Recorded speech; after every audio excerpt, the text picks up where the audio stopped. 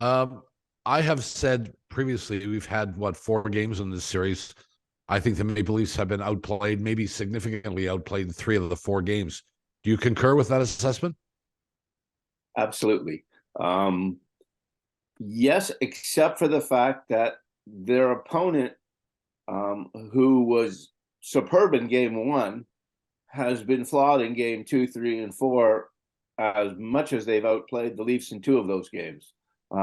So they have had their problems and their issues, and the Leafs have had their problems and their issues.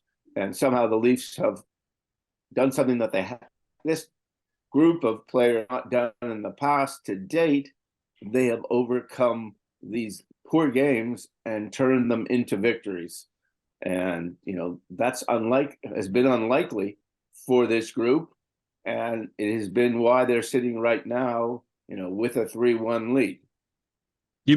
You mean the Tampa Bay Lightning are human? Because they haven't been human for the last 3 or 4 years, Steve. Well, they're partly human, and they're partly injured, and they're partly salary capped. And I think that the combination of those three things have really affected that hockey team. I had a really good conversation with Scotty Bowman yesterday, who lives in Tampa or in the Tampa area and goes to all of the Lightning games. And we talked about why this team isn't as powerful as the ones we've seen in the past. And he talked about their 6-man defense. And he said, they had Victor Hedman with Jan Rutta, and Jan Rutta's gone. Right. They had Ryan McDonough with Eric Chernak. Eric Chernak is hurt. Ryan McDonough is gone. And so their top four on defense are not the top four that won the 2 Stanley Cups and played in the finals. And because of that, the goalie looks far more susceptible than he has in the past. And the Leafs are getting goals from right in front of the net. The goal that sent the game to overtime in game 3, that Ryan O'Reilly goal, right in front of the net. A lot of the tip-ins that Matthews had. A lot of stuff right in front of the goal. The kind of things that Hedman and McDonough and people like that in the past have cleaned up. They've lost that. They've lost one other thing. They lost that third line. Mm-hmm. That great, you watch Seattle now, and you see how good Yanni Gord is, and how good that team is. And you realize that, he was a significant player for Tampa. And so that line with Gaudreau and Coleman, that was their third line in Tampa. The equivalent to that now, which is the Cirelli line, is the second line. So they've basically moved from the third line to the second line, lost a third line, and lost 2 significant defensemen, with now 2 significant defensemen hurt. So there's a lot of things to look at Tampa and say they're not the same, and there's circumstances and reasons for why they're not the same. All of this is true. I'm not denying a single thing that you said, except most people would be far more simplistic about it and say, this is the number one goal. They have the number one goaltender historically in the NHL. Almost everybody, even today, might say he's the best goaltender in the NHL, and he's played terribly. Yeah. Is that because his defensemen are not any good anymore, or has this guy lost it? Well, I will not believe he's lost it until the series is over, or the season is over, or next season comes back and he's not good again.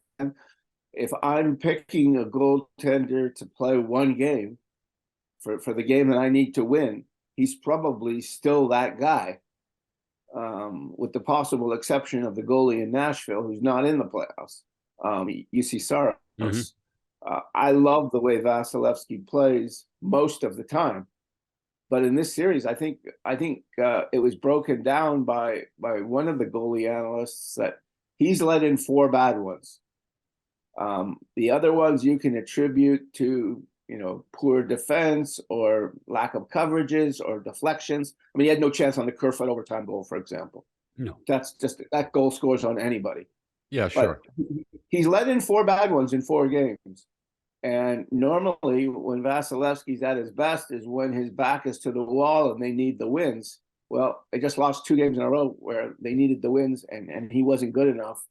And as of this morning, as we go into Game 5, he ranks last in the NHL in goals against in the playoffs, last in the NHL in save percentage, last in the NHL in even strength save percentage. So no, this isn't the Vasilevsky that we've seen in the past, but he didn't look that good at the beginning of the last series either, last year when they played. And then in Game 6 and 7 came back to be, that goalie again. Maybe all that's true. The truth of the matter is that if before this series started, you would have suggested that he'd give up this number of goals, which is, I think, 4 a game or more, you'd say there's no chance that'll happen because it's never happened before, has it? No, it has never happened before. It's never happened. I don't believe it's happened even, although there were patches during the season this year where the team was really bad. And so I was at a game in Florida where they played the Panthers and lost 7-1, and he looked like he couldn't stop anything. And so he went through some spurts during the season, but I think that happens to teams that realize that we're not playing for anything. They knew where they were in the standings the whole year. Sure. And so, what were both the Leafs and Tampa? They knew from October, November that they were playing each other in the playoffs.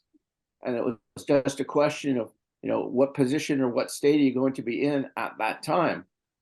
And, I am not in any way prepared to give up on Andrei Vasilevsky. To me, again, I think goalies come and go. 1 year Shesterkin is hot, and 1 year Sorokin is hot, and 1 year another guy's hot. This guy's hot every year, or most years. And, his playoff record is sensational. And so right now it's not this year, but the team isn't either. And the Leafs do. I mean, the Leafs have some special offensive players who have never performed when it mattered at playoff time. Right. And I think they have 6 guys right now with 41 points after 4 games. And that's just, that's kind of impossible at the same time, that we're looking at, why Vasilevsky has not been the Vasilevsky of old. What sense do you get at a percentage of Victor Hedman, Steve? Like, where is he? Is he 80%? He's certainly not 100. I thought to start the series, he was about 90. Then he got hurt, and then he came back I thought he played. I thought he was the best player on the ice in Game 3.